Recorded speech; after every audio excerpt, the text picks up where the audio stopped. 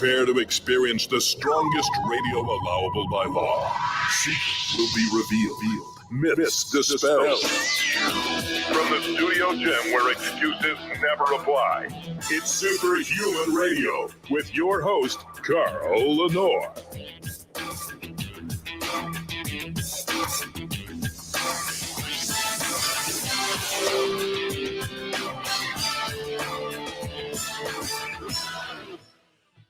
It wouldn't be Superhuman Radio if there wasn't technical difficulties right before the show. I've gotten quite used to it. Welcome back to Superhuman Radio. We have an exciting show for you today because sex and sexuality is job number one. Maslow's hierarchy of needs doesn't have anything to do with a species' needs to procreate and keep the species thriving. It's all about sex at the end of the day, really. And we've talked about this on the show numerous times. From an evolutionary perspective, we have a period of our lives, a period of our lifespan where we are able to reproduce, and that reproductive period is when the body works so hard to keep you from falling apart.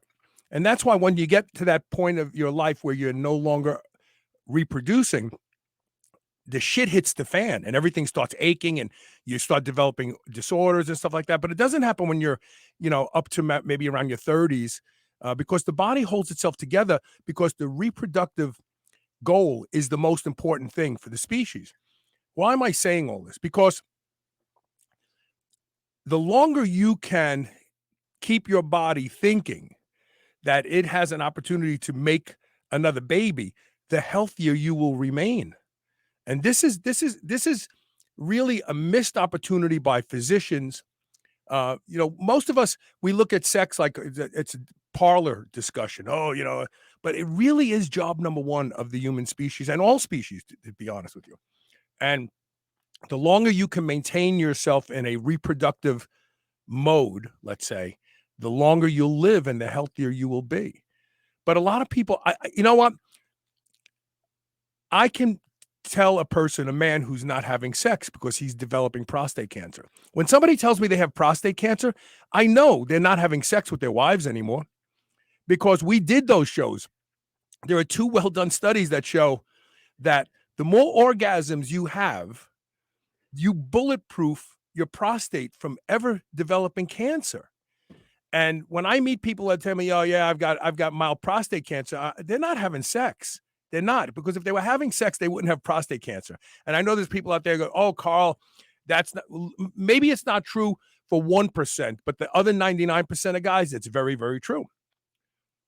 So we're going to talk about sex and sexuality today because I think we can all do better. And by better, I mean enjoy it more, have it more frequently, and have a deeper connection because that connection has been proven to have different biological effects. If you self-stimulate, if you masturbate, your blood pressure doesn't go down after you climax. But if you are connected and you make love, your blood pressure goes down after you climax. There's something different about it. And a lot of people today, maybe me too, when I was in my 20s, we just hook up. We just have sex for the sex sake. But there's a real opportunity to promote health and longevity when making love. And we're going to talk about this with Susan Bratton because she's brilliant about this and she's really opening people's eyes about sexuality and getting comfortable about talking about this stuff. United States, we're so puritanical. We'll take our kids to watch a movie where 80 people get slaughtered by the superhero. But then as soon as there's a love scene, hey, cover your eyes, look the other way. What are we telling our kids? That sex is bad for us? I mean, come on. We are really screwed. I got to tell you something. I'm glad I'm not 20 anymore because I wouldn't want to have to be dating or living in this day and age and building my life from scratch. Before we get started, we have to thank our title sponsor, and that's Legendary Foods, makers of the Tasty Pastry. Now they have the Sweet Roll. We'll have banner ads and commercials for the Sweet Roll. The Tasty Pastry is a Pop-Tart reimagined, less than 1 gram of sugar, 20 grams of high-quality protein, 4 to 5 net carbs for those of us net carb people, low carb people. And it tastes like real cake. It doesn't taste, it tastes better than a tasty pastry, and it tastes better than anything you've ever tasted. But now they have the sweet rolls. They're basically like the Cinnabon stuff. They're soft and chewy and covered with icing, less than 1 gram of sugar. There's chocolate, there's berry, and then there's the white iced cinnamon. And you will not believe that you're not eating garbage because it tastes so good. Once again, less than 1 gram of sugar, 20 grams of high quality protein. Go to shrnetwork.biz/legendary. Use the code SHR10 for 10% off everything that you buy there. And now I'm going to shut my mouth and get my guest on because she's much more interesting to listen to than me. And that is Susan Bratton. Welcome to the show, Susan. Carl, you single-handedly got everyone horny and hungry with that intro. And but really, this is something I've been promoting on the show for a decade now. Like, yeah, sex Daddy is so important to your lifespan. Oh, yeah. Yeah, and with bioidentical hormone replacement now, we women in our 60s, many of us are still menstruating, and it keeps us young and healthy, which is also an interesting piece of ageless sexuality. By the way, this show is brought to you by Merrick Health. They're a new Yay. sponsor of the show, and we'll be talking more and more about them. And I want to say something quick, and then we're going to get right into it. I have been looking literally for the past 6 years for a company that I could bring aboard that could supply all of my listeners hormone replacement, hair loss prevention, and Merrick understands that you want to perform better. And performance, build more muscle, be healthier, be faster, be stronger. And they look at humans the way they should, and that is, what's wrong with someone performing better? Nothing. And this company here is the company you need to align yourself with. If you're a man or a woman who realizes there are things that you can do to leverage and improve the quality of your life and your health span. And we'll be talking about Merrick Health more and more as we go forward. So let's get right into this good stuff. I had listened to your episode with Mark Bell, and it was fantastic. And you talked about so many wonderful things. I want to start off with orgasms because that is what people think is the prime mover for the reason to have sex. But it's really not, is it? Well, I don't want to discount orgasms, Carl. I mean, by my last count, the human body, both male and female, can have 20 kinds of orgasms. And when I tell people that, they're like, "What?" For Halloween, I dressed up as an orgasmonaut because I call myself an orgasmonaut. I go to the far reaches of outer orgasmic possibility. And I come back with a map to the territory so other people can have those same kinds of orgasms.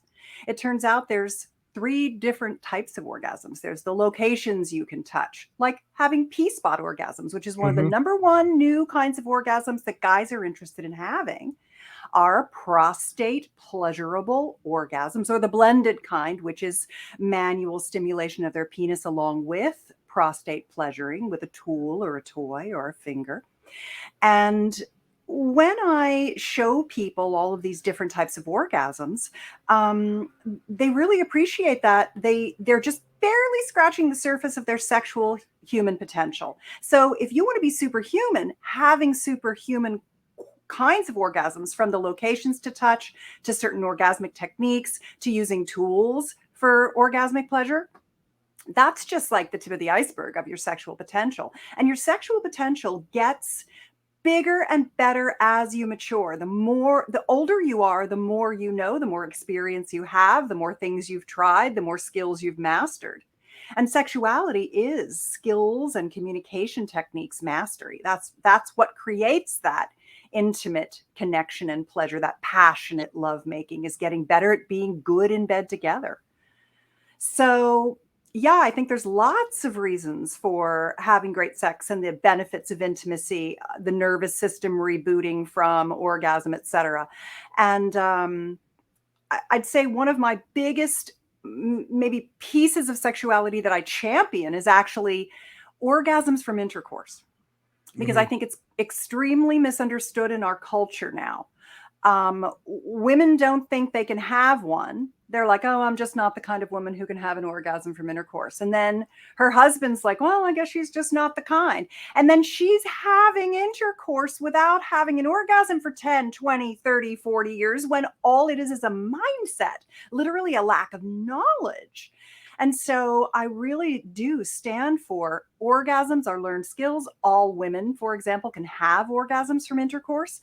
And it really comes to one of the things I wanted to talk to you about today, which is atrophy or lack of blood flow to the genital system, because women don't understand that we have as much erectile tissue in our urogenital system, our vulva, as our male bodied partners have in their penis. He's got 50% of his erectile tissue sticking out, 50% goes in and down toward his testicles, around, just south of his prostate. Right. And if women thought to themselves, well, geez, if lovers thought to themselves, let's get this girl her clitoral erection, if you will, even though there's three erectile tissues, three erectile systems in the vulva, clitoral, urethral, and perineal. If we all started with the notion that sex isn't intercourse, all of the touch and the hugging and the kissing and the breast play and the fondling and the oral pleasuring and the manual pleasuring is equal to penetration, as important as that the entire act, people call it foreplay, like it's the lead up to the act. No. That's sex. And people are very, very poor at it. I call the kind of sex that most people have, grab a boob and stick it in. Right. And we got to get away from that, because women need as much engorgement, blood flow to our genitals as our male-bodied partners do. So what would you say to that old saying, women need to feel connected to have sex and men need to have sex to feel connected?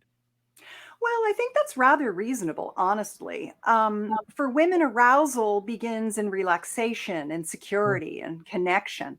But more and more these days, I think, especially, honestly, Carl, with the advent of porn and sex becoming so transactional, I like to say I help transform friction into connection with my sex techniques. What I do is I write passionate lovemaking techniques. I write lovemaking techniques, intercourse techniques, oral pleasuring. I show people how to have sex and what kinds of sex you can have. I open their eyes to this wonderful panoply of pleasure that's available if you just knew it was there. If you just knew what you didn't know, right? Right. So, well, isn't the fact that we have these puritanical beginnings where sex has been demonized has really messed us up, and people feel guilty for wanting things, and that's something else I want to talk about. 50% of marriages fail, and they say there's two reasons, but I don't believe sex and money. But I think if the sex is great, the money, you're not as focused on the money. That's just my personal opinion. Yeah. And so, what would you say to, like, if a man and a woman, they fall in love, they fall in lust actually in the beginning, and that's why everything is so exciting. And but then one needs something and the other one just isn't comfortable doing that. Like, how should you approach that? How can you get your lover to remain your lover and be open to doing things that maybe they're not interested in doing? And one thing I want to mention right now, asses are really popular, right? Big, round, juicy asses are really popular. Yeah. But what girls need to understand is a guy who's attracted to you because your ass is going to want to do things to your ass. And when he asks to do that and you go, what? No way. How do you approach these things? Okay, let me answer both of those questions. The first question was, how do you keep your sex life hot your whole life long? I like to call that getting on the upward pleasure spiral rather than swirling down the toilet. Right.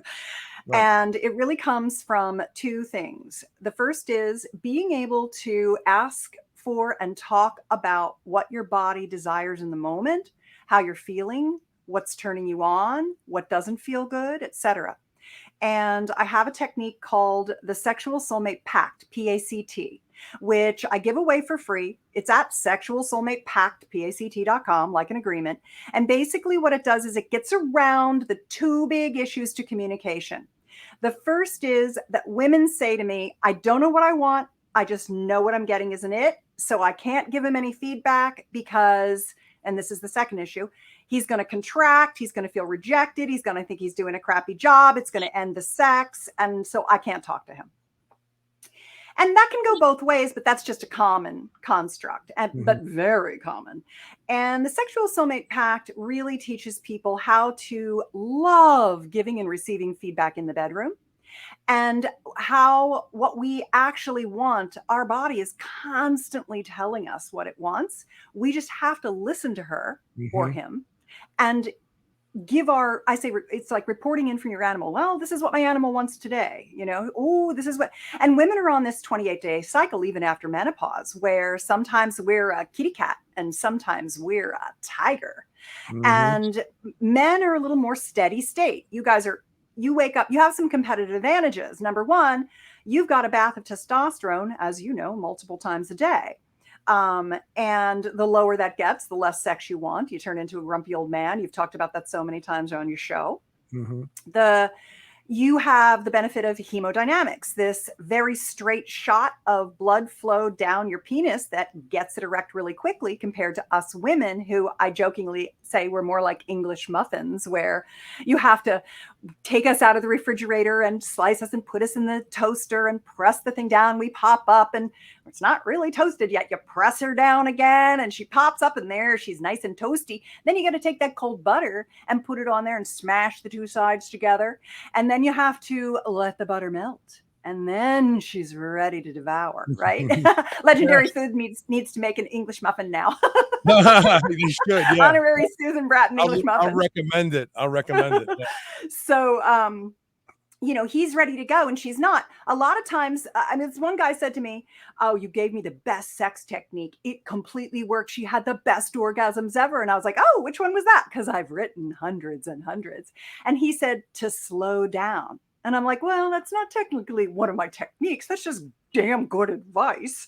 But just slowing down and meeting her where she is, listening to her, having her feel confident to talk to you, and then creating an agreement that you two are understand you know nothing about sex. And this is another thing. Guys think they know more than they know because testosterone makes them very certain compared to women. Women being estrogen dominant, we have a hard time getting out of our minds and settling into our bodies, where men are like, let's go, baby, single focused. So we've got these hormonal differences that color how it manifests behind closed doors. And so when you start to have sex the way our bodies need to, not just how daddy's body needs to, but how mommy's does too. And mommy and daddy are talking and laughing and chatting in the bedroom, and they're trying new things because they agree that learning about their sexuality is a lifelong pursuit of pleasure and connection. And they're trying new things. And when they're beginning as beginners together, they're generating all this new relationship energy that all their friends have long left behind because they're doing the same-o. And I recently, one of the last, and I've written 44 books, Carl. 44. I am fond of sexy ideas, right? And you can get them. You can get them all at SusanBratton.com. I just had the banner up. You're sweet. You're such a and doll. Also some great aids, supplements, and all sorts of good stuff there. So you got to. Yeah, I'd be happy to send those supplements to you. So the thing that I just wrote that I love, which took me 20 years of learning and education and experience of giving people feedback and ideas and seeing what worked and what didn't, was this new thing I have called Sex Life Bucket List. And what I love about it is that it's 48 ideas of things you can do. Because what I realized is people don't actually want necessarily techniques. Yeah, they want a technique or something like, how do I have a P-spot orgasm? Well, here's how you do it. But what they really want are fun ideas for the bedroom.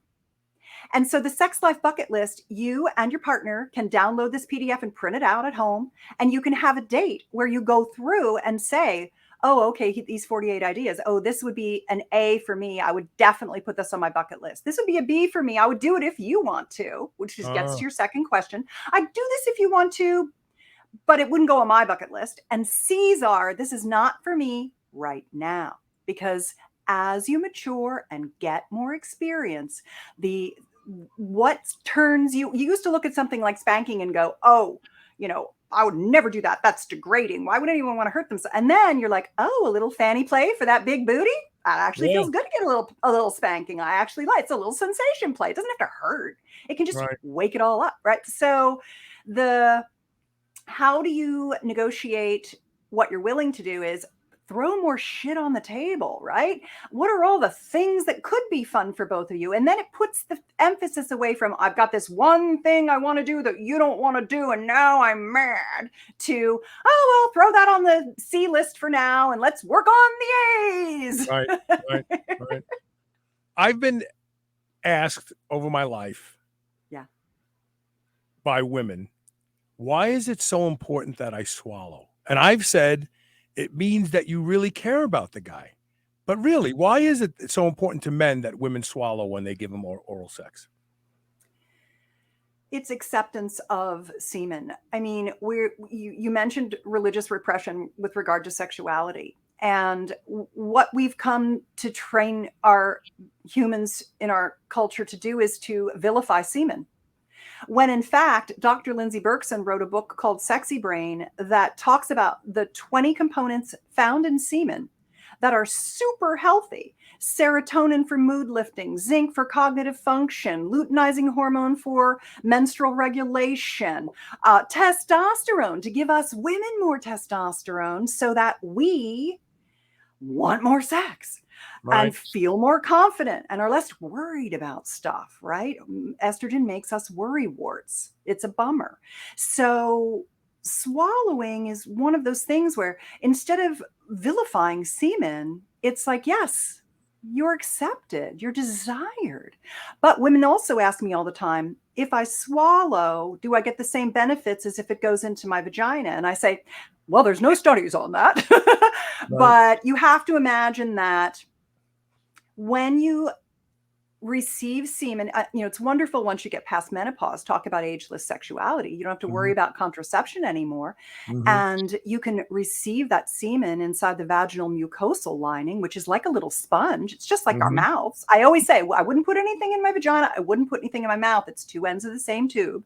So watch out for lubes, use organic nut oils. You don't want any preservatives and things like that. And when you have the semen inside you, you're getting all the benefits of that. When it hits your gastric juice, I don't know.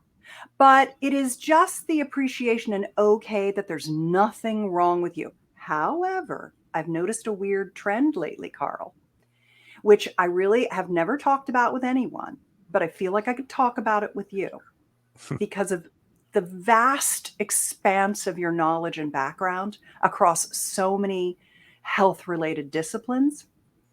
I've noticed this trend in conversations around the internet where women are not happy with the taste of men's semen and men are not happy with the smell of and taste of women's vaginal microbiomes.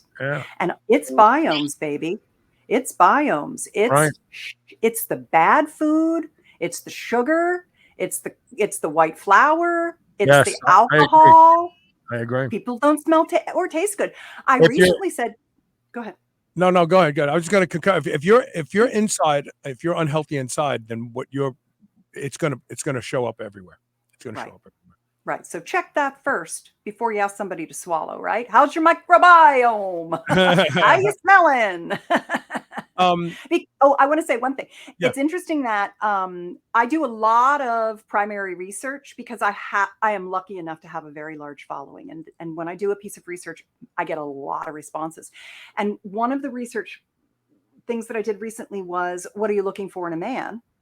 And, what are the most important sexual attributes of a male-bodied partner if you're female-bodied? And women said number one was grooming.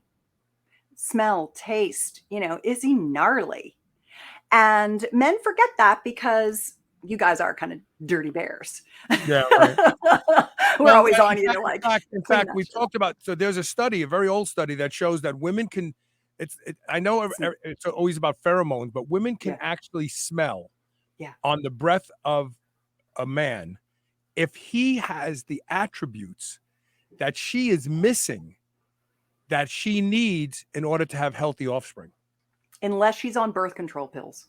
Unless she is. Oh, really? She loses that ability? She loses it. That's why there's so many bad decisions made, because women of childbearing age are on birth control pills and it screws up their picker. I have some good news and bad news. So remember I told you that the studio software crashed the other day? Yeah. It just crashed now too. So this is going to be a commercial-free episode today. Oh. So brought to you by Merrick Health. Go to shrnetwork.biz/Merrick Health, MAREKHEALTH. I can't believe this. I just watched it go bink like a black and white TV. Boop, it was gone. Oh, jeez. Anyway, the show goes on. I got plenty of questions, so there just won't be any commercials. Thank you. Thank technology, the audience. Thank you. Is squirting a real phenomenon? I just can't believe. I dated a girl who squirted, and I got to tell you, maybe there's too much information, but we had to have like those pads that they use in the nursing homes because everything gets wet, and it's not a pretty sight. And I just don't believe that there is a gland in a woman's body that can produce that much liquid. I have to believe it's urine. Am I right or wrong? You are wrong. And thank you so much for asking me and allowing me to give you the data that makes you understand how it is not urine. Okay. I got a few things to say about this because I have a program as part of, I'm a publisher of Passionate Lovemaking Techniques. And one of the orgasm techniques that I've taught to thousands and thousands of women and couples is called female liquid orgasm. And I don't like the word squirting because it's a porn term. Okay. So just, that's just my opinion. I feel like I can just be so myself with you, Carl. You're just such a doll. I like to. I guess. Hold on. We're gonna take a break. We got a commercial. It's on its own right now. Sit tight.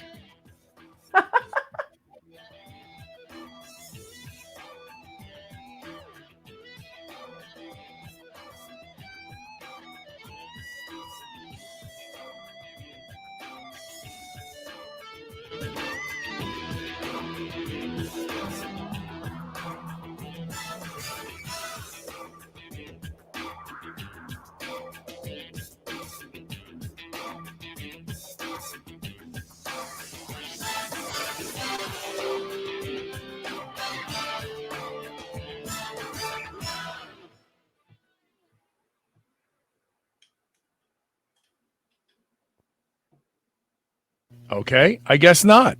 I can't. Nothing is showing up on the screen, so I have no idea what the software is doing. And so I guess I thought I had a commercial, but I guess I don't. It's going to do this for the rest of the show, so get used to it. Okay, I can't reboot right now in the middle of a show; it would destroy everything. Okay, I'm sorry. I didn't mean to run over you. So go back to liquid orgasms for women. Is that what it's called? Female liquid orgasms. It's called female ejaculation. That's the more polite term, I would say. And all women have the ability to ejaculate. If you think about the male penis. Hold on. I'm sorry. That's it. Shut the entire computer off. This is terrible. This is like my worst nightmare, but that's okay. Okay. No, you won't have any more interruptions. Go ahead. It's okay. Hey, you and I are both pros and we're used to tech. Gotta roll with it. Gotta roll, daddy, gotta roll. So female ejaculation. A lot of times, here's a couple of things that really help people understand what it is. The first thing is that all women have the ability to ejaculate. It's a release of what I like to call our feminine waters. And it, just as a man urinates and ejaculates out of his penis, right? Right. Right. And the body knows. I mean, you're not peeing inside us when you have an orgasm. You're No. right. You're ejaculating. So our bodies have these little muscular kind of valve systems that turn that off and on, turn it on and off up at the bladder and prostate system.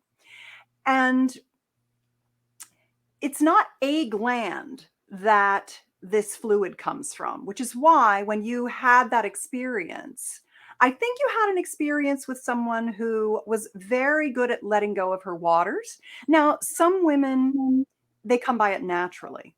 Other women, it's a learned skill for other women. Mm-hmm. All women can learn how to do it, and it is one of those orgasms for women, of the 20 kinds of orgasms that I talked to you Mm-hmm. about earlier, that feels very releasing. It's kind of like a good cry in an orgasm had a baby. It's just this wonderful divine release. It's ejaculation. You know how good ejaculation feels. It feels Right. great to you. It's Right. like, it's like release and pleasure intertwined. That's what female ejaculation is. And here's how it works. And boy, oh God, Carl, this is perfect, because like my number one thing I came here to talk to you about today with Ageless Sexuality was this notion of reversing the atrophy of aging in our genitals so we can go on to have great sex our whole lives. Mm-hmm. And that what that really is about is healthy tissues, which you can use regenerative therapies and treatments for, and blood flow, keeping the blood flowing to your pelvic bowl. And I'm going to tell you why it's not pee, but understand that both the vagina, which is a muscle, the prostate is a muscle and a gland. It can squeeze and make fluid. The vagina does not make fluid. It's just a muscle, and the way it gets lubricated, which is one of the things that happens as you age, is you have loss of lubrication, which makes sex painful. So I can tell you how to reverse that. That lubrication comes from blood flow, from arousal, bringing blood flow to the pelvis. And that blood flow, the blood plasma has fluid in it that seeps through the layers of the vaginal mucosa and wets the vagina and gets us lubricated. When we have female ejaculatory experiences, it just is the other tube. The other tube is the urethra. The urethra, the tube from the bladder exiting out, so you pee, is covered in this big spongy tissue. And this big spongy tissue, this big spongy tissue, I want to show you a picture. It looks like this. It goes along the urethral tube, and it's like a pool noodle, those things the kids whack each other with in the pool. And it has these glands, plural, called Skene's glands. And the blood plasma recruits down into the urethra. And when she has a contraction, it ejects the fluid out of her urethra. Yeah, gushes out. Yeah. And one of my listeners, Taylor C., brilliant guy, he put it up there, Skene's gland. Yeah, that's what he put up there. So yeah, that's great. So that clears that up. But that gland must be able to, at least from my personal experience, really produce a lot of especially women who are multi-orgasmic. It just keeps on coming. It just keeps on coming. It's amazing. It's continually refreshed through the blood plasma system. That's why the more hydrated you are, the more fluid you're able to eject. Also, interestingly, after you ejaculate, as a woman, when you go to the bathroom, you also pee like a racehorse. Yeah, so that dispels the whole notion that it's urine. There it goes. It goes right out. And I got one more for you. Okay. If you're one of those people who do you eat asparagus, and does your pee smell bad? Yes. Oh, it smells like asparagus. I don't call it bad. I don't think asparagus smells bad. So it's a little funky. Yeah. If I female ejaculate, I learned how when I was 42, and I went on this kind of journey to become this sexpert. And we were creating female liquid orgasm and all of that. And I ate asparagus. I had a fabulous squirting session. And when you first learn, you just have a little bit of water, and then it's a little spring, and it's a little bit. Not everybody's doing these giant gushes or anything like that. That's just some women kind of end up wanting that because it feels so good. Right. But it can just be a little bit of fluid. And many men are really turned on by this, by the way, as well. And I remember eating asparagus, and then there was no scent of it in the ejaculate during sex. And that also is another proof point. I mean, when you think about Right. men ejaculate and urinate, when you think about the Skene's glands, when you think about this constant supply of water coming from the blood plasma system, when you think about the fact that you pee afterward, when you think about the fact that your urine doesn't smell like asparagus after you ate asparagus, or your ejaculate doesn't smell like it, but your urine does. I mean, like, it's a thing, and it works, and it's wonderful, and couples love it. And I've taught thousands and thousands of people how to do it. So I'm glad you asked about it. Thank you. Can women learn to enjoy anal sex, or is it just pretty much cut and dry? Some women do, some women don't, and that's all there is to it. Some women are more predisposed to enjoying it because of the arrangement of their clitoral and pudendal nerve structures. So they just literally feel more pleasure. One of the interesting things about anal sex is that because we have these 3 erectile tissue systems in our vulva, one's the clitoral structure, which is like a big hunk of erectile tissue. I mean, I could hold it in my hand and it would weigh down my hand. It's big. It's not that tip. That's just one little piece of this giant structure that's inside us. And then we have the urethral sponge, which is all erectile tissue. They call it the G spot, but it's not a spot. It's a big long tube. And then we have this perineal tissue. That's honestly, it looks like a prostate, but it's this big lump of tissue we don't know enough about between the rectum and the vagina, between those 2 walls. And that can be stimulated, and women really love that. So you can learn to love anal sex if you're interested in learning to love anal sex, because sex is a mindset. But if it's not for you, it's not for you, and you like vaginal penetration and that's what pleasures you, then have that.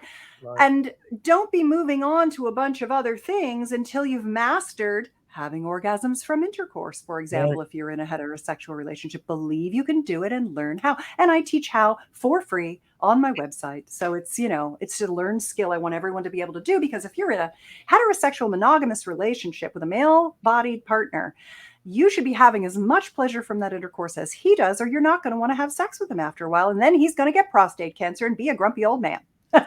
if a woman doesn't come from intercourse, men feel like it's their fault. Like, I didn't last long enough, or I didn't do something right. Is that really it? Is it just that the woman hasn't conveyed to him? Like, I love being told what to do, because then I know, because if my objective is to make you happy and satisfy you, right, then I can take direction to get there. And I would want direction. Is it a man's fault that a woman can't have an orgasm from just simple intercourse? No, it's just the couple needs to learn together. It's nobody's fault. It's just understanding how it works and what to do. And mostly the trick is engorgement. It's the filling of blood of the genital system. Because if you think about it, women have basically been having intercourse with flaccid vulvas. Now, if you were expected to have intercourse with a flaccid penis, how much pleasure are you going to get out of it? Exactly. We got to get our girls erect, plump, full, engorged, tumesced, full of blood. We got to get all that stuff plumped up, because if you think about it, everybody knows this axiom, which is your brain is your biggest sex organ, right? That's where all the processing of pleasure signals go. Well, okay, so I'm holding up my hand and I'm clenching it into a tiny little fist. This is my vulva before you play with it, lick it, play with my boobs, kiss me. We use a vibrator on it. You go down on me, whatever it might be. And then now my hand is all big and plumped up and open. This is my vulva after you've played with it and before you've penetrated it. And now look at the difference. Little tiny fist, how much surface area?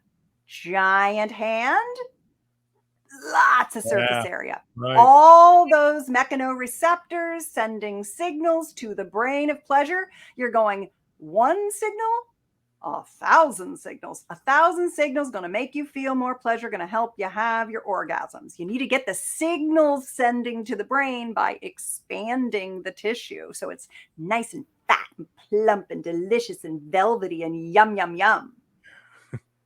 Blood flow, I've learned over the past few years, Yeah. is a big part of aging, or let me rephrase that.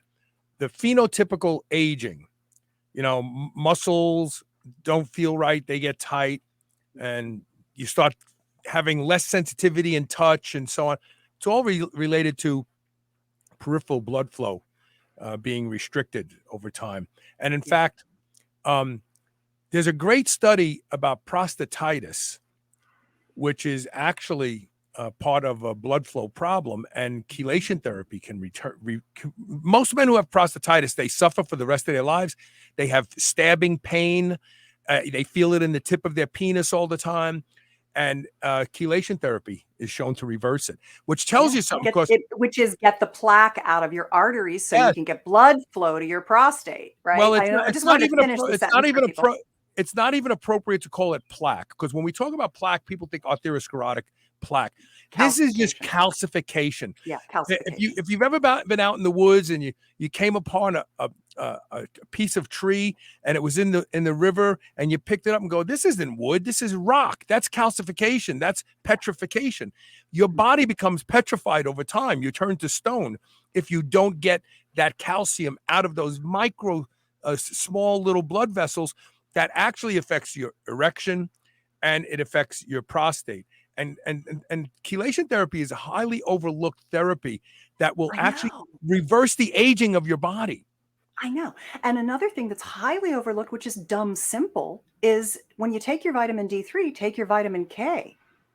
K4, K7, whatever you want, your K2, and your A.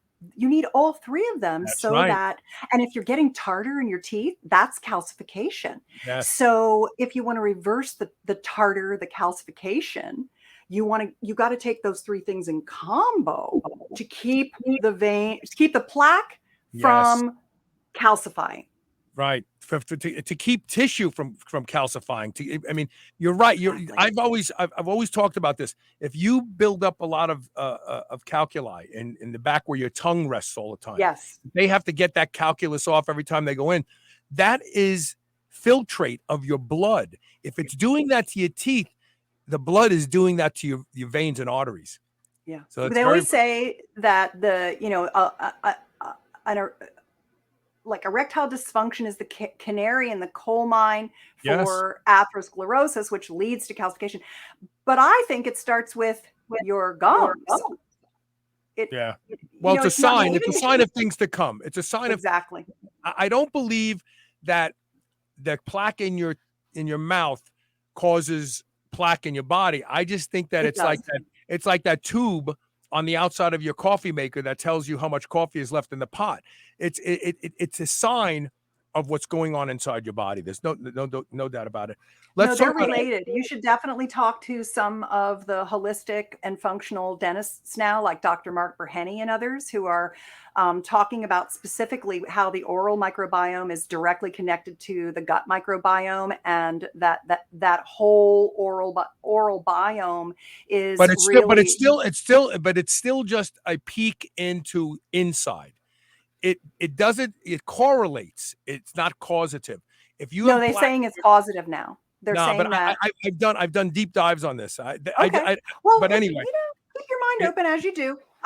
They're saying that some of the negative bacteria in a person's mouth is directly contributive to calcification of arterial function. Mm-hmm. So this is the new thinking, and you're always up on the new thinking. So I've actually looked into this over the years. But let's move on to something else. Okay. Anxiety tends to be a foe when it comes to sex, right? Yeah, for both men and women, right? A lot of ED is not about blood flow, but about performance anxiety, isn't it? Yeah. Two of the main kinds of ED are, number one is what's called venous leak, which is I can get the blood into my penis, but I can't get enough in to lock that epithelial layer and keep myself firm. Or I can get firm, but when I enter her, I lose my erection. And that's where you're getting into performance anxiety. And by the way, all people have performance anxiety for sex. I mean, I can come in 20 different ways and I still have performance anxiety going into the bedroom sometimes. I mean, Right. it's just a natural thing. We want to do a good job, you know, whenever we're doing anything, we want to do a good job, and that creates anxiety. But premature ejaculation, lack of stamina, not being able to last long enough, Yes. and losing an erection when you are with a partner, those are 95% of it is performance anxiety. And what that comes from is guys wanting to do a good job and worrying about things that happened in the past or catastrophizing things that could happen in the future instead of staying present in the moment and connected in the heart and delivering on sensation. So there are things you can do. I recommend a product called Prelong, which is basically St. John's wort and some citrulline for men who have performance anxiety. St. John's wort's an herb that's used. It has some contraindications, so read the contraindications for some pharmaceuticals, but it's very good for just calming down your anxiety, your generalized anxiety, so that you can perform better in the bedroom. Another thing that I like to give guys, and I have a book, it's called Get Hard, Stay Hard. It's free. It's at gethardbook.com, and it has 3 stay hard techniques. And they are, you know, they teach you some coping mechanisms for being in the moment that Hmm. really help with that performance anxiety and premature ejaculation. And then there's that 5% of guys who have like a physical issue where they're so sensitive. And these are different than the guys that are losing sensitivity, going back to atrophy.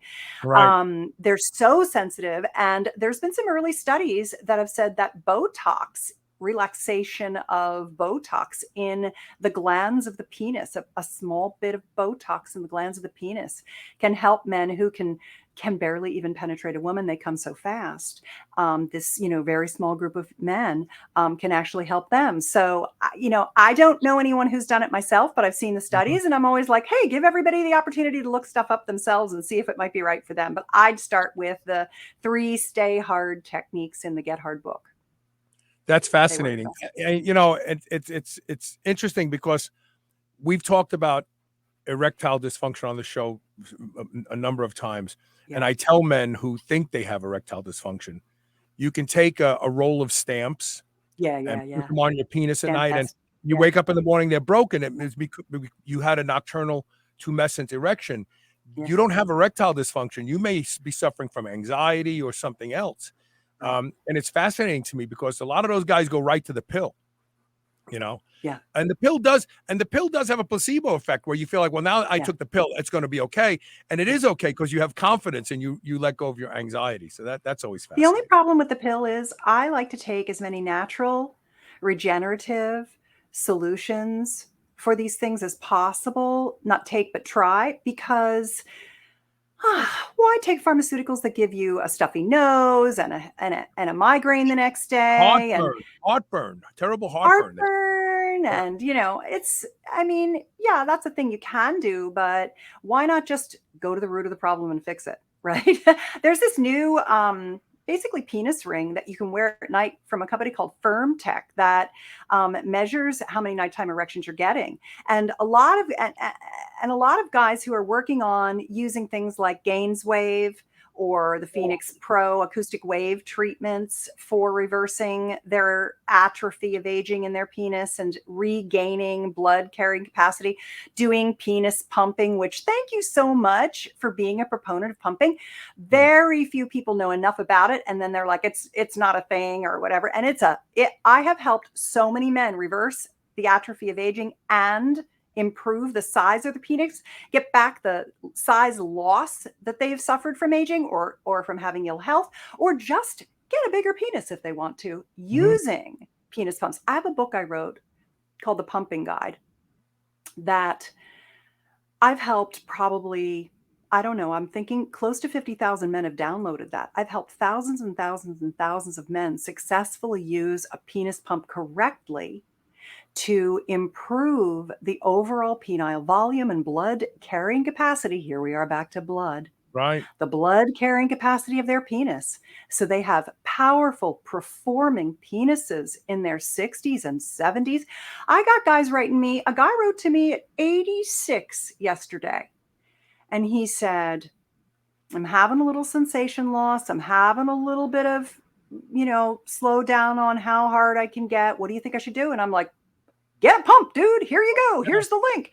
Because, and here's the pumping guide. It's at pumpingguide.com. Read it and do it right. Because if you don't have results, it's because you didn't follow the directions. Right. You overpumped, you went too fast, you didn't do it consistently enough, you had the wrong size cylinder. There's a number of things that guys will, because of testosterone, they're like, I'll just pump it up to the biggest amount I can because I can take it and it'll go faster. And I'm like, no, that's actually going to make it go slower. Right. Actually, overpumping it can actually cause deposits of blood, which will then harden into almost like wax that gets caught in places in the penis that it's not supposed to. Right, So you follow the directions. You can damage tissue forever. Yeah, you don't want to do that. It's really sad that penis pumps have been used as a subject of jokes for men who want bigger penises, which means that they feel inadequate. But it really is a very valuable tool for guys as they get older, and you should become comfortable with it. Yeah, I mean, yeah. Every man that is my friend or partner has a pump and pumps. I mean, you pump 3 or 4 times, and you're like, whoa! Like I just pumped 3 or 4 times, and it already is thicker and firmer when I have sex. Masturbation already feels better. My orgasms are already more intense again. Guys don't understand. People don't understand because atrophy is such a slow decline that we just keep getting used to less and less and less pleasure and sensation. I remember when I was 55 and I had a little bit of painful intercourse because my estrogens were dropping. So I upped my bioidentical estrogen. I was like, oh, okay, I'm leveling off now. I need to up it a bit. And I went out and I did a couple of things. I did an O shot or orgasm shot, which is PRP into that erectile tissue to stimulate new tissue growth, which you can also do to the penis. It's called the P shot. It works great. It stacks like a biohacking stack, synergistic, works together with pumping and gains wave. And these 3 things work great. And I did it the first O shot and I was like, I don't know. I don't think it worked. And my girlfriend was like, maybe you need to do another one. And I'm like, are you just trying to sell me more crap? And she goes, no, mommy, I'm not. And I had the second one 6 months later, and all of a sudden, boom, I was like, oh, I was so desiccated. I was so atrophied that it took 2 treatments for me to begin to get back the sensation. I've had 7 of them over the last 6 years. And I can tell you that 3 into it, I was thinking to myself, my God, I feel like my orgasmic pleasure intensity is what it was when I was 35 years old. I did not realize how much I'd lost. And after having done all of these things, and now I'm doing the Femi waves because they finally came out with Gains Wave for women. I just got an email from a doctor girlfriend of mine. She does a podcast. I've been on her podcast many times. And she sent out an email that said, what women can do about ED. And I thought, oh, finally, here's a doctor, because I'm not a doctor. I'm a sexpert, but I got to know all this stuff because my people need me to know. I thought, oh, finally, someone's addressing women's erectile dysfunction. We have the same amount of erectile tissue. We have the same loss of blood flow. We have the same calcifications and atherosclerosis. We're eating the same stuff as our husbands. This is what's happening. And now finally doctors are talking about it. And I opened up the email and I'm like, oh, crap. It's what she can do about his ED. What about our ED, Carl? I mean, if we want to have ageless sexuality, we need to keep our orgasmic intensity. We got to reverse our loss of sensitivity. We got to keep our hormones topped off. We got to have our blood flow, take our nitric oxide, do our stuff. So sex feels just as good as it did when we were younger, but we're so much more skillful now. That we're older, we're really good in bed, right? So you hit, your 60s and 70s. If you take care of yourself and you use these regenerative treatments, You Do you, have unbelievable sex in your 60s and 70s. I'm having absolutely. incredible sex I right now. intend to continue. So, do you think PRP works for men? I've heard Yeah, men get PRP. Does it work for their erectile dysfunction? for sure. Here's what I like for men.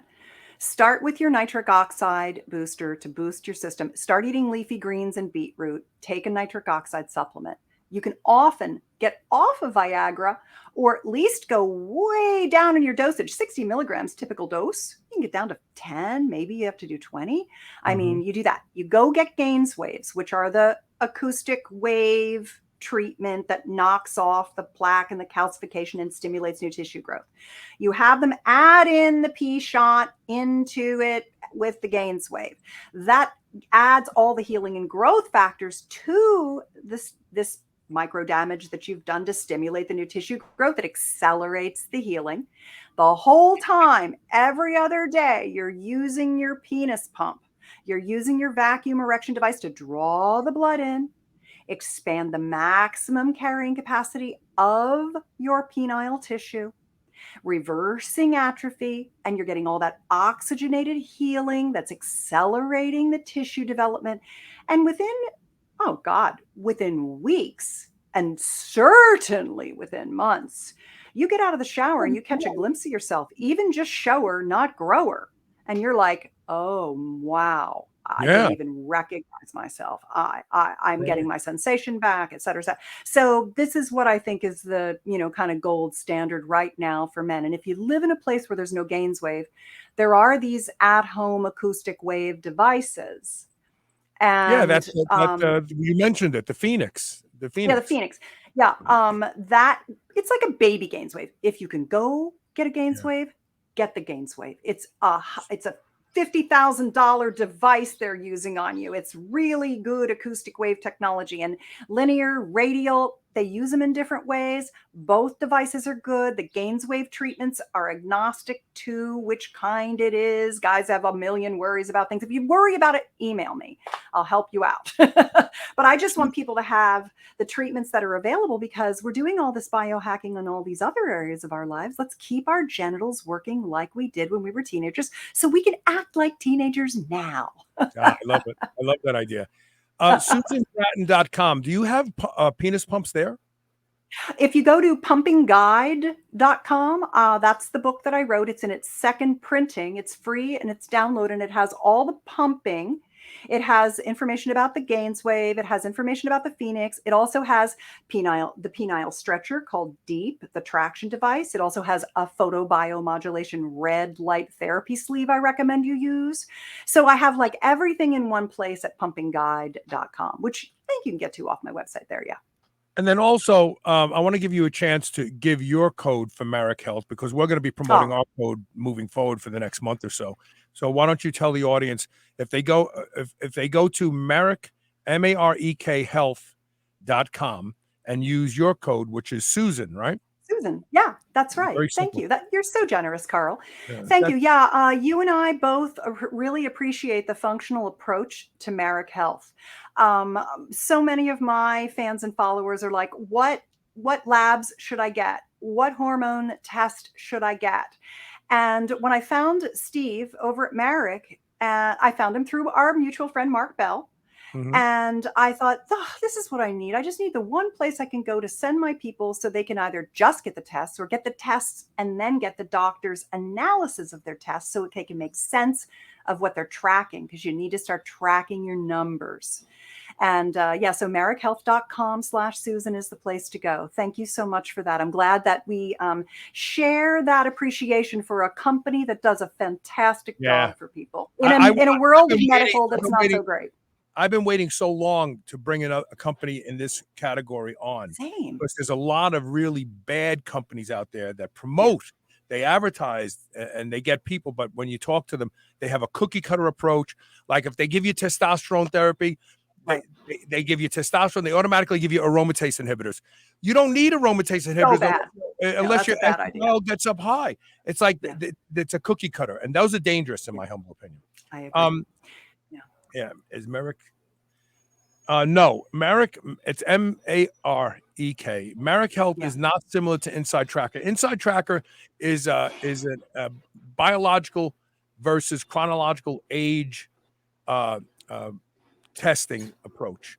This is different. This is more like a really progressive HRT clinic that also does hair loss prevention and a bunch of Yeah. other things as well. And they really do cater to men. I mean, to a great degree. So yeah, that's what they do. The last thing I wanted to talk about is masturbation. Great. So I was very fortunate to have a father. I was born in 1958, and when I started to explore myself, it was at a very young age. I was sexually activated at a very young age. In fact, later in my life, uh, in my 20s, and then again in my 30s, I sought talk therapy. And the woman that I sought the second time was convinced that I was sexually abused. And I searched my mind for decades, like trying to think, well, did this cousin do this to me? But the reality is that I lived in a very aberrant neighborhood in Bedford-Stuyvesant, Brooklyn, where sex was talked openly by the older guys, and we were young kids, and we would listen. And I just knew that sex was something important at a very young age. And when I first started masturbating, I didn't ejaculate, but it was like, ooh, this feels really good. And I spent a lot of time in the bathroom every chance I got. Good. And my father caught me one time masturbating because we lived in a 1-bedroom apartment, and we had an accordion door that separated 2 rooms. And he opened up and he saw me, and I got nervous, and he closed the accordion door and he left. Nice. And then later on that day, he talked to me and he said, "Don't ever be embarrassed to do that." And Good. Oh, thank he you, was a Daddy. hard knocking truck driver guy, but he was very sensitive to that. And Yeah. so the reason I tell this whole story is because I learned early on that it was natural, it was healthy, it was good for you. Good. But there are people out there who won't touch themselves. I don't know if they're sexually repressed or they don't like themselves. In Italian, we say they schieve themselves. Yes, There, right. there are a lot of Schibats. people. Yeah, schibats. And so there's a lot of people out there, they don't touch themselves. And I feel like that alters their ability to be open sexually later on in life. Do you think I'm wrong? Yeah. No, you're exactly right. It's religious repression and fear, and that's the two sides of the same coin. So, Right. one of the things I'm working on right now, men have less of an issue with masturbation. Men generally, okay, so everything is on a bell curve in sexuality. There's people who never masturbate, and there's people who masturbate obsessively. I'm talking to the big bell part of the curve, the average dude and dudette, okay? Right. And the average dude likes to masturbate every day. And that's completely fine and totally normal. There's some guys, when they masturbate, it makes them sad, it depletes them, they cry, and there's other men, whatever. But the average guy doesn't, there aren't that many people who have trouble masturbating when they're men because they're biologically wired to want to release because they have to keep their sperm fresh biologically. Remember, you started the show talking about if you ain't making babies, you dying. Yeah. Biological Right? drive. Yeah. So if you're masturbating, you making babies, you ain't dying. It Right. keeps you going. For women, we're on this 28-day moon cycle even after menopause, which gives us this 5-day horny window that starts about 9 days after your period. You go into ovulation and you're a little hornier then. But women generally don't, as the other half of the species, masturbate as much as men. But women are more and more realizing that self-pleasure helps them with partnered pleasure. And one of the things that I've been working on as well is that couples tell me that one of the things they do worst in the bedroom is incorporate sex toys. We live in the 21st century, Carl. We've got sex tech. The 3 Right. kinds of orgasms are touch places, do techniques, use objects. Objects include sex toys, and there's all kinds of them. And one of the things that I realized was that when I looked at, and I know a lot about sex toys, when I looked at all the different types of toys for women, and I will get to men's sex toys very briefly as well. I'll keep this tight. when I looked at all the kinds of sex toys for women, I thought, oh, well, okay, there's basically 5 different types or categories. All the toys fall into these 5 categories. And so I'm working on this little mini book. I like to do things that I can give away for free to people, just introduce them, meet them where they are, bring them in to the life process of learning about their sexuality and pleasure and connection. And I'm putting together this book that says, when you masturbate, have your pleasure chest incorporate own all 5 of these over time. Take your time, work them in, but do what I call orgasmic cross training. One of my mentors, Sherry Winston, taught me this term of orgasmic cross training, where if you want to learn to orgasm in more ways, you start with the one that you're good at, and then you bring in a new one. You get yourself started on the one you're good at, and then you add the new sensation, and you expand your capacity for feeling that pleasure that sends the signals to the brains, and then you orgasm in a new way. And the 5 types of sex toys for women give her the ability to teach her body to come from different types of sensation. So one is the womanizer, which is the air stimulator, which is basically like a clitoral sucking and blowing. There's the G-spot wand, if you will, which is stimulating that urethral sponge, not even the clitoris, just stimulating the urethral sponge, awakening new neural pathways in your vulva to send pleasure signals to your brain through your G-spot. The third one is a vibrator. And there are vibrators that are, I would say like rumbly and buzzy are the words that most people use. And you might like a rumbly one. You might also try a buzzy one. You might have one that does rumbles and buzzles, but vibrating not just the clitoral tip, but the whole vulval area, waking up those inner labia and outer labia because they're part of the clitoral structure. And then there's a thruster or pulsator, any kind of a vibrator that goes intravaginally to stimulate up inside the vagina, to get all of that tissue stimulated and full of blood flow. Because what do vibrators do? They draw blood flow to the area and send sensation signals to your brain. And then the 5th one, let me think about what that is. It's basically a liquor. So instead of an air stimulator on your clitoris or a vibrator on your clitoris, there's these kind. One of them is the Volta from Fun Factory that kind of kind of motorboats your clitoris. It's like the oral one, That's funny. Wow. I know.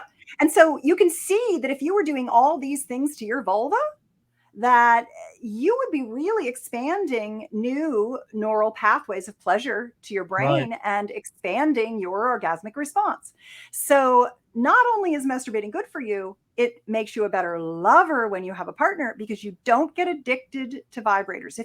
If you feel like, after I used a vibrator, now I can't come from my finger, it's just that you're overdriving yourself. You just need to take a rest and have a refractory period and not go so hard. Go lighter and lighter and lighter and slower and slower and slower and softer and softer and softer, right? That's the practice. Right. What about men? Men just, they have things that either, what's the word? Animate a sucking feeling. Yeah. Right. Sleeves. They've got those. I mean, what else do they have? There's really nothing else for a man. Yeah, there is. There's all kinds of things. There's vibrating penis rings. They're great. They're great. They're actually great. So maybe too much information, but they have one that vibrates you and vibrates your partner when you're deep in her. It hits her clitoris. That's a nice thing. Yeah, that's a really good one. And then you're into and integrated into couples play, which is also really good. Right. And then prostate tools are really good. I don't know. I don't have that desire. I just don't. Not all men do, but more and more men do. Yeah. I guess if you had a P-spot orgasm, you'd be like, hey, Suze, you were right. It's fantastic. I love it now. You may get there, you may not. It doesn't matter. This is why there's 48 different things you can do. Taylor C said we need links to the show notes for the show. I'll get a lot of links for you. You'll have them. The last thing I want to talk about is a surefire way to revive passion, because I think that what happens to all of us is sex becomes even mundane for men. Mhm. And you just want to feel what you felt when you fell in love with your partner. You just Yeah. want that to continue on, but life is busy, and God knows whatever else in life is getting in the way. How do you really revive passion? You just make it an objective, or is there a magic thing that you can do? So one of my most successful programs is a program called Revive Her Drive. How to get your wife or girlfriend to want you for sex again. Mhm. And that is a very, very popular program that I have helped re-engage so many couples. It's an at your own pace type of a thing. And basically, there's 4 elements to revival. The first one is that because you've been having sex with her like a man and she's a woman and you didn't know any better and she didn't know any better, she doesn't want to have sex anymore because it hasn't been that good for her. So going back to that whole the foreplay thing is the whole, it's not foreplay, it's all sex. And she needs all that stuff too. And she needs to learn how to have orgasms from intercourse. But she's having you sleep in the other bedroom. You're not there yet. So that's not going to help you, right? So the very first thing the number one thing is to romance her again, because you begged and cajoled and bargained for sex and got pissed off and felt rejected so many times that you have a shitty relationship now. And you must romance her again. This is the heart connection thing. If you want to feel connected to her, she needs to feel connected to you. And she doesn't want to have sex with somebody that never brings her flowers, takes her on nature walks, rows her in a boat, takes her on a hike, creates fun experiences with her. When you romance her, though, you want to move her body and move her emotions, perfumes, feeding her chocolate. It's all about sensational romance that gets her gets her body turned on for you, even when her brain is still pissed off because you drove her crazy for sex and she doesn't like it. Number one. Number two, you're listening to Carl. Carl's just laughing back there. You see him in the studio. He's just smiling like, oh yeah, this makes a whole bunch of sense, Susie Bratton. No, I have to be honest, and I know this is like where somebody would say this if they were full of shit, but Yeah. I have an amazing relationship. Elisa's my wife. Good. Lisa is Good. the one who booked you for the show, and she drives me crazy. We've been together 12 years now, and I love waking up next to her. I mean, she comes out in a robe, and I go, she's so sexy to me. She's so hot.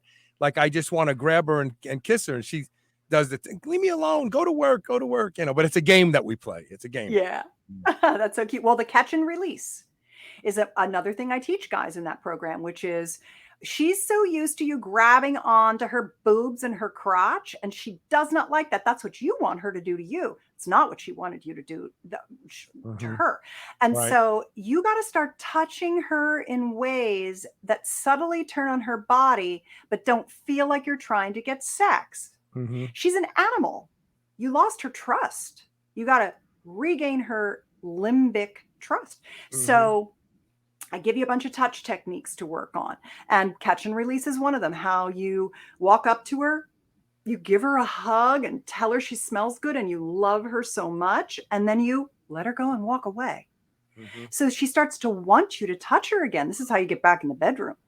Right. And the second thing that is interesting, and it's really about polarity. A lot of guys have lost their masculinity with their partner. She's now paying the bills, calling the shots. You've been reduced to being the idiot in the house. She's gotten to, contempt for you, and you're distant and disconnected. And all of that is because she's not getting regularly given good sex, but she doesn't even know that. She just knows she's like, ugh, right? Yeah. And so you have to reestablish the polarity. So I give you a bunch of steps to reestablish the polarity so that she respects you as a man and desires you as a man again. And a lot of guys at that point in the program, they email me and they're like, and by the way, this is a $99 thing. I mean, and there's free books at reviverdrive.com. So don't worry that, I can't afford it. I give you 90% of it in the free guide. Right. It's funny too, because a lot of guys email me at this point and they're like, okay, so I bought this because I thought it was my wife's sex drive that was broken. Revive her drive. Sounds like I'm going to fix her, right? Right. Because I know how you guys think. You're like, I see a problem. I'm going to fix it. My wife is the problem. I'm gonna fix her. So like, Yeah. you can't fool me, dudes. So so they go, wow, I just didn't realize I had to like completely abandon my masculinity in my household. And it wasn't her that was broken, it was me. And then I teach guys how to awaken her sensually. Too often, because you're testosterone dominant, you're horny, you're ready to go, you're already turned on, you're like, let's have sex. You forget to warm her up. So I start teaching you the touch techniques that get the kitty purring again. Because a lot of guys just don't know this. You shouldn't know it. It's not, you didn't know it. Nobody taught you, you know. And then finally, I teach these advanced sexual mastery techniques. How to approach her clitoris, how to play with her boobs, how to actually kiss her so she wants to kiss you again. Because here's a little weird fact, Carl. Her clitoris, this giant mass that I've been telling you about that's inside her, this, takes two hands to hold all this tissue that's a part of her. If you took a dissected clitoris and laid it in your hands, it would have to be held in both hands. Right. And it's never gotten completely engorged before. Secret, cool, weird fact is when you kiss her lips, put your tongue in her mouth, and play with her breasts and nipples, it's connected to that beautiful little heart-beating clitoral structure, and it sends blood flow right down there and gets the work started from the inside out. It's an inside-out job. That's what that whole foreplay thing that's actually just sex is doing, is it's given her erection. So she's like, you know what would feel really good? A penis inside me right now. My husband's got a penis. I'm going to need that, right?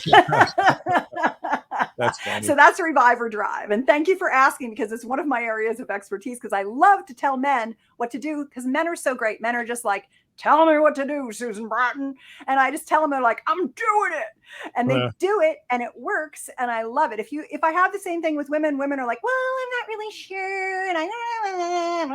And it's like, I just cannot. I could never be a woman's therapist at all. And I'm not a therapist, by the way. I write passionate lovemaking techniques. That's what I do. Right. But men, I just love men because you're just so action oriented. Give me the checklist. Okay, dude, here's the checklist. You know? Right. That's so accurate. So you've talked about a lot of different books. Can people go to SusanBratton.com and individually get to the different places that you taught? Yeah, I thought so, because I saw all the books in a line there. Everything's there. If you want to start learning how to revive your love life, if you want to have a better connection with your wife, if you just want to improve the quality of your sex and maybe introduce games, there used to be a board game. Yeah, I have them. I own them all. They're so fun. I had it a long, when I lived in Las Vegas. I had it. You got in bed, and some of it you dressed up, but it was all making sex fun, and where it wasn't just about sex, it was about the fun as well. Go to Susan Bratton, Bratton, if you're listening to the podcast.com and get started. Susan, thanks for being on the show. Carl, it's been a blast. I've had such a good time with you. You are fun to play with. Thank you for having me. Thank you. And just thanks to Merrick Health. Yes, thank you for .com/Susan for hooking us up. Yeah. And those of you listening to the podcast, there are commercials because I spliced them in, but the live show on video is commercial free. So you got to start watching the live show. That's all I can say. All right. Take care, Susan. Have a great weekend. Love you, Carl. Bye. And that's it for me. We don't have a show Monday, but we have some amazing shows next week. We're doing a deep dive on chelation therapy. As you know, I am working on a project personally to literally reverse aging, truly reverse aging. Not people think you can't even use peptides or any of the regenerative things until you get the debris out of your body. Next week, we have our first installment of this process. We're going to be talking about one show. We're doing 2 shows on chelation therapy. We're going to talk about next week. We're going to talk about suppositories, chelation, EDTA suppositories, and how wonderful they are. What's happened to the Blueprint Power Hour? Rob doesn't want to do it anymore. That's it. He is, I don't know. He's overwhelmed, I think, right now. He's got a lot going on in his life. But when he wants to come back, he's always welcome to come back. He knows that. We'll see. Maybe we'll revive it next year. But anyway, don't miss the show, the first show on chelation therapy next week. It's amazing. And I'm also employing it right now. And also blood donations. We're going to talk about a study very shortly that says exactly what I've been talking about on this show. Frequent blood donations, not too frequent. You got to have lab work done. Make sure you're not driving your iron down too low or you're losing too much minerals. But frequent blood donations actually reverses and lowers the markers of aging in a very short period of time. And I'm going to be getting blood work done, and we'll be talking about over the next year, 2023, I will attempt to reverse the aging that I've undergone in the past few years. I've really done some damage to myself in the past few years, but I am not going to take it laying down. So my new motto is, it's kind of like Arnold Schwarzenegger's saying from Terminator. It's follow me if you want to live, because we're going to be talking about real anti-aging techniques, not this bullshit, drink lemon water and it detoxes your body. That's all garbage. It's all garbage. I'll tell the people who promote it to their faces that they're promoting bullshit. All right, that's it. Have a great weekend. Thank you for being here today, and we will see you next week with more Superhuman Radio. And I can't play any music going out because the computer crashed.